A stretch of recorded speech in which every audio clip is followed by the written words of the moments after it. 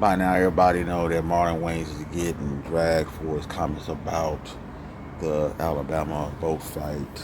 His comment was, "How about we try that in a small town? Shit, silly, bro. Let's all just be love, not war." Yeah, right.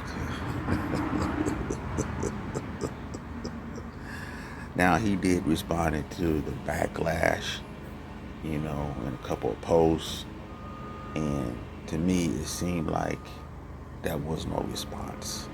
I really think that he did this intentionally.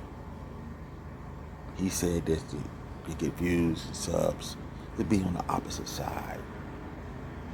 What if I agree with the white people?